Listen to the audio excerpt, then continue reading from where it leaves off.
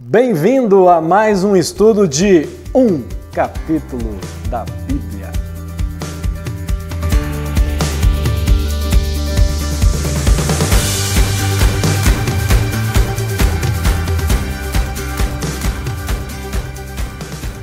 Hoje nós vamos refletir no capítulo 4 de 1 João. Esse capítulo ele é maravilhoso. Eu vou ler aqui alguns dos versos mais famosos da Bíblia nesse capítulo aqui, hein? Você vai se lembrar de alguns deles aqui. O verso mais famoso do capítulo, é óbvio, é o verso 8. Aquele que não ama não conhece a Deus, pois Deus é amor. Esse é o mais famoso. Vamos ver outros famosos agora aqui, ó. Vamos pegar um desse aqui, por exemplo, que é o verso 18. No amor não existe medo, antes o perfeito amor lança fora o medo. E aí, no verso 19, também tem um outro verso famoso. Nós amamos porque ele nos amou primeiro. O verso 20 também é um verso famoso. Se alguém disser amo a Deus e odiar a seu irmão, é mentiroso. Pois aquele que não ama seu irmão, a quem vê, não pode amar a Deus, a quem não vê. Existem muitos versos famosos aqui no capítulo 4. Mas o capítulo 4, ele vai ser dividido em basicamente dois blocos. O primeiro bloco, ele vai tratar sobre a identidade do Filho de Deus. E o segundo bloco, ele vai falar sobre a conceituação do amor, que está relacionada com a identidade do Filho de Deus, ok? Então, vamos começar pelo verso 1. Amados, não deis crédito a qualquer espírito, antes provai os espíritos se procedem de Deus, porque muitos falsos profetas têm saído pelo mundo fora. Bom, aqui parece ser um conselho bem bonito, né? Bem gostoso, parece que é um pai falando com o filho, um mestre falando com seu discípulo. João ele está tentando ser bastante pontual aqui para o seu público. Ele está dizendo para que nós, ou o seu público, ele preste atenção em espíritos que parecem ser verdadeiros, mas na verdade não são. Então ele está querendo dizer o seguinte: preste atenção, existem pessoas que falam bonito, que falam de Deus, mas eles não são verdadeiros. E aí vem a pergunta, tudo bem, e agora como é que eu vou identificar quem é o profeta verdadeiro? Quem é a pessoa que verdadeiramente eu tenho que dar crédito? E aí então João, ele vai no verso 2 definir a nossa identidade. Para você descobrir, eu quero que você leia comigo o verso 2. Nisto reconheceis o Espírito de Deus. Todo espírito que confessa que Jesus Cristo veio em carne é de Deus. Pessoal, esse verso ele é claro, ele é transparente, ele é direto. Talvez você acredite em Deus, acredite em Cristo, acredite no Espírito Santo, não tenha problema nenhum em ouvir esse verso. Mas tem gente que acredita que Jesus ele existe, mas ele não vem em carne, ele é um espírito. Tem gente que acredita que ele veio de maneira assim, só os olhos da fé que conseguem ver, nem todas as pessoas puderam ver. João ele está querendo dizer que ele veio em carne, todo mundo viu, ele é palpável, ele esteve entre nós. Ou seja, João ele está sendo bem claro.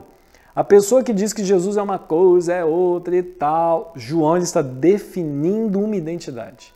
Aquele que confessa que Jesus veio em carne, esse é um filho de Deus, esse é uma pessoa que dá crédito à verdadeira mensagem. Então, João ele começa essa identificação dos filhos de Deus.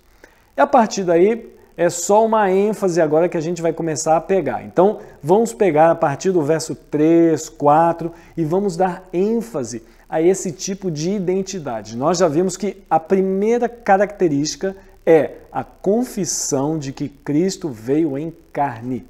Ou seja, um ser humano, todo mundo viu, ele esteve entre nós, se relacionou com as pessoas, almoçou na casa das pessoas, visitou pessoas, conversou com pessoas, esteve na sinagoga, fez reflexão, ele fez Santa Ceia, ele foi um ser humano, como qualquer um de nós. Mas é claro que ele tem algumas características diferentes da nossa, e é isso que a gente vai caminhar aqui na reflexão do capítulo 4. Então vamos lá. No verso 3, ele só dá o complemento, né? Todo espírito que não confessa a Jesus não procede de Deus. Este é o espírito do anticristo. Então é isso aí, ó. O anticristo ele vai ser o contrário, ele vai rebater essa ideia aí de que Cristo veio e tal, como se fosse um ser humano comum. E aí ele vai elaborar algumas ideias aí, não é bem assim, isso não é verdade. Agora vamos lá. A partir do verso 4 é que a gente vai começar a ampliação dessa identidade. Então vamos lá, no verso 4 nós lemos: Filhinhos, vós sois de Deus e tendes vencido os falsos profetas, porque maior é aquele que está em vós do que aquele que está no mundo. Opa, esse verso 4 ele é muito importante. Aqui ele vai definir a minha identidade pela pessoa que eu dou crédito. Eu dou crédito a Deus, mas tem gente que dá crédito mais para outras verdades que não são de Deus. Então João ele está querendo dizer o seguinte: maior é o Deus que está conosco do que aquele que não é Deus e está no mundo. No mundo, nós estamos vivendo num ambiente onde falamos e ouvimos todo o tempo verdadeiras inverdades. Essas inverdades elas vão ser trabalhadas a partir de agora. Então, olha o verso 5. Eles procedem do mundo, por essa razão falam da parte do mundo, e o mundo os ouve. É muito importante a gente meditar nisso. As pessoas que são do mundo ouvem as verdades do mundo. As pessoas do mundo falam daquilo que lhe é palpável, daquilo que lhe é natural, daquilo que lhe é cotidiano. E as pessoas que são do mundo o quê? Ouvem. Por que que elas ouvem as pessoas que são do mundo? Bom, agora vamos continuar que a Bíblia vai se respondendo, hein? Verso 6, nós somos de Deus. Aquele que conhece a Deus nos ouve. Aquele que não é da parte de Deus não nos ouve. Ah, que interessante. Ouvir aqui tem a ver com o conhecimento, o relacionamento e intimidade que eu tenho com Deus. Tem gente que não tem conhecimento de Deus, tem gente que não tem intimidade com Deus, tem gente que não tem relacionamento com Deus, então ela não ouve a Deus. Por isso que esse contexto ele está começando a me direcionar para o verso mais importante. Calma aí. No verso 7 ainda diz assim: Amados, amemo-nos uns aos outros, porque o amor procede de Deus. E todo aquele que ama é nascido de Deus e conhece a Deus. Nós vimos isso no último vídeo ao analisar o capítulo 3. O capítulo 3 é praticamente esse verso 7 aqui. E aí, quando ele, João, está fazendo o apelo, olha, o mundo não nos ouve, o mundo só ouve o mundo. Aquele que conhece a Deus é que ouve a nossa mensagem. Aí João vem e entra com amor. E aí, quando ele entra com amor, ele diz assim, nós devemos amar o próximo, porque ele nos amou. E aí ele vem e fala o verso 8, que é o verso mais famoso. Então, ele diz ali, né? Aquele que não ama não conhece a Deus. Então, se eu não conheço a Deus, eu não posso ouvir corretamente aquilo que Deus me fala. Mas para eu conhecer, João está relacionando a virtude do amor e não do conhecimento puro e simples. O amor é uma virtude fundamental, não apenas para eu me relacionar com o próximo, mas para eu me relacionar com Deus, porque aquele que não ama, ele não conhece. Você vê como o conhecimento, de acordo com João, ele está totalmente relacionado com o amor. É como se você pegasse um osso e a carne. Nós somos feitos de carne e osso. Os nossos músculos é que dão força para a gente correr, pular, né?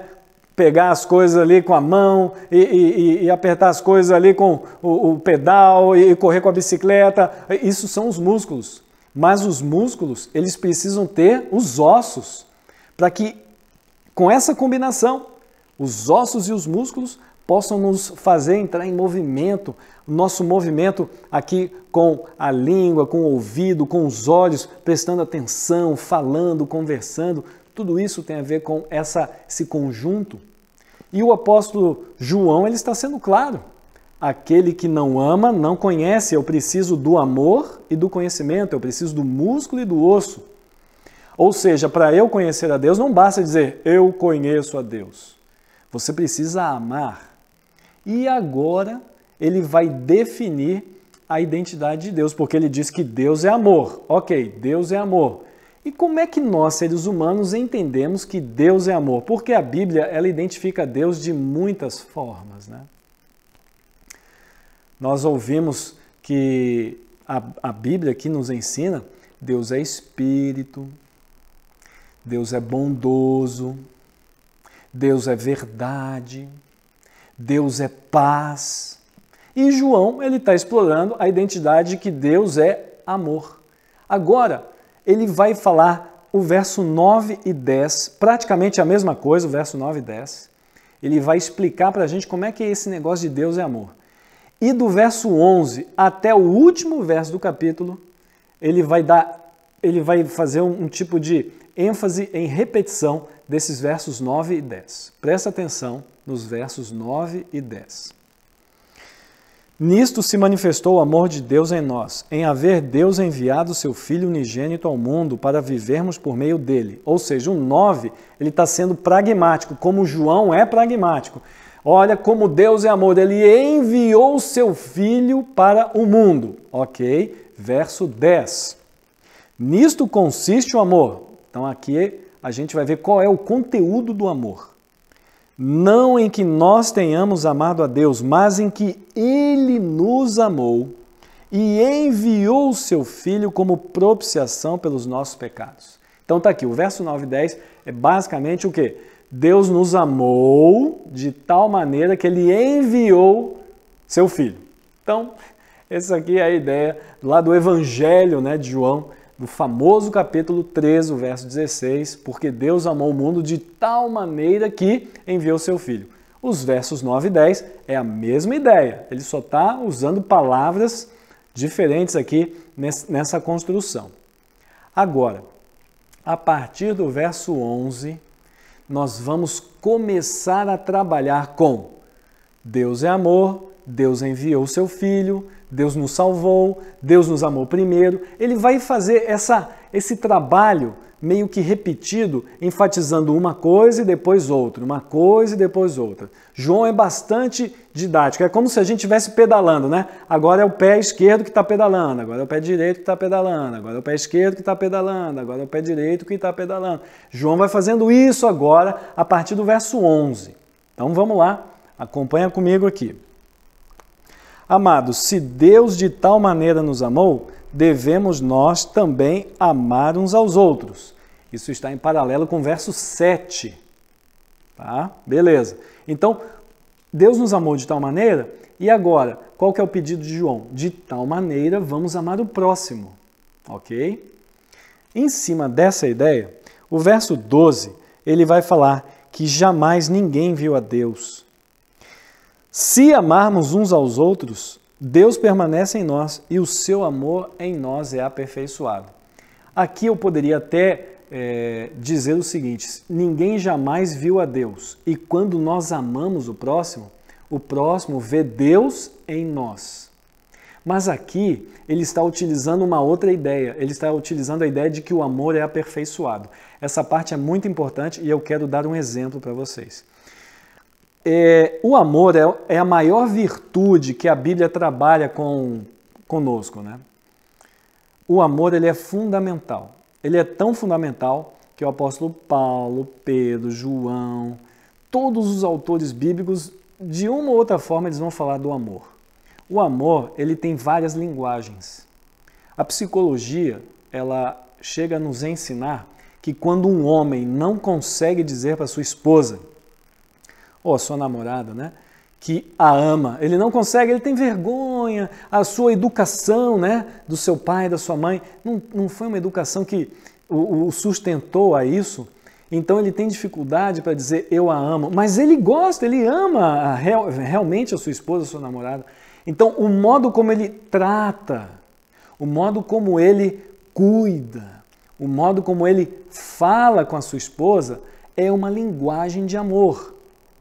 Então, o apóstolo João está dizendo que o amor ele pode ser aperfeiçoado. Isso é curiosíssimo.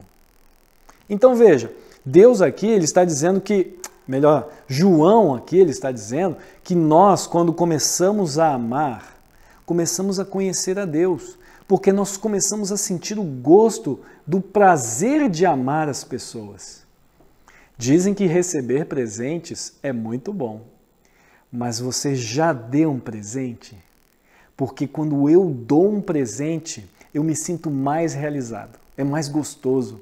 Eu vejo a outra pessoa dar aquele sorrisinho, um canto de boca assim, como se dissesse, puxa, que legal, você me deu isso aqui, eu não estava esperando. Às vezes é um presente bobo, é tão simples, né? Às vezes o teu amigo, tua esposa, teu filho, você pode dar um simples pãozinho, ele só quer passar ali uma manteiga, um queijinho, e não tem um pãozinho, você vai lá na padaria e compra um pãozinho. Ele ficou tão feliz, ele nem pediu isso para você, mas você já percebeu, você foi lá, comprou. Às vezes é um aparelhinho, um acessório para o celular, para sua filha, para o seu amigo, para a sua esposa. Ela nem pediu, você vai lá e compra. Você ajuda a fazer uma limpeza dentro de casa, a pessoa nem pediu, você vai lá e faz. O modo como você trata e dá alguma coisa para as outras pessoas, isso é uma linguagem de amor, é o amor sendo aperfeiçoado.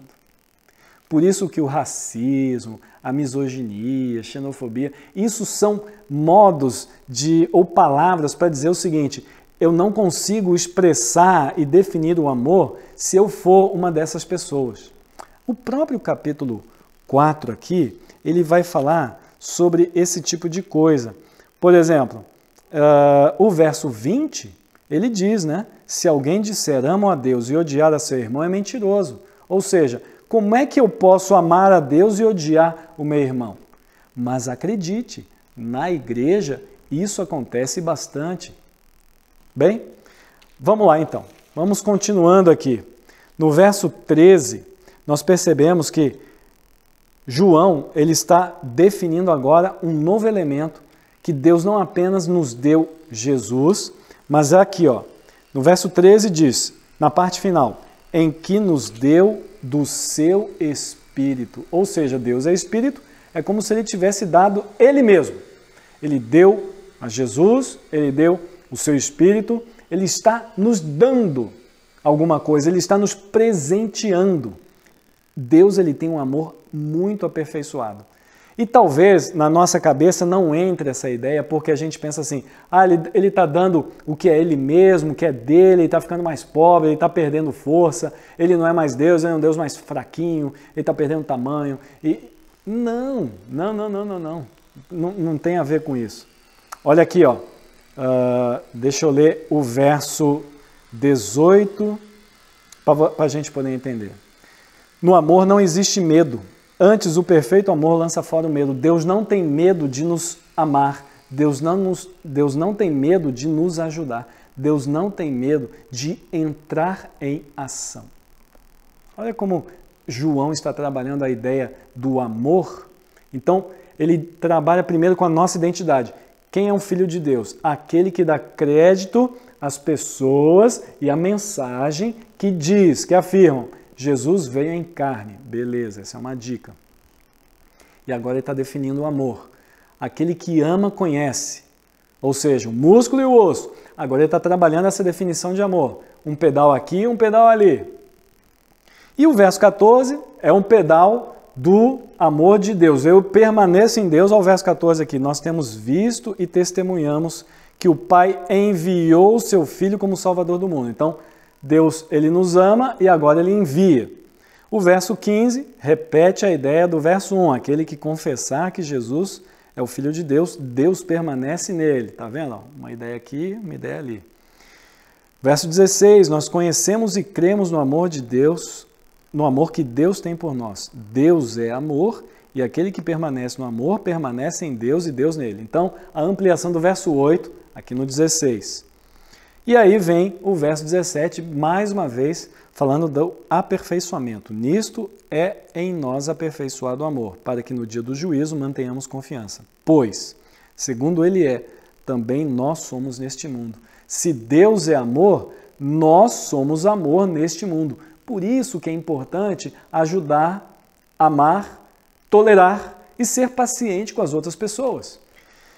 É por isso que nós percebemos como João ele trabalha essa noção de amor para o próximo, porque nós somos um tipo de imagem de Deus ao mundo. Não podemos ver a Deus, mas podemos ver, entre aspas, esse amor visível naquilo que nós fazemos pelo próximo, como tratamos, como falamos. E é por isso que é importante conhecer a Deus, amar a Deus. Por quê? Porque as pessoas que são do mundo, elas ouvem aquilo que é do mundo.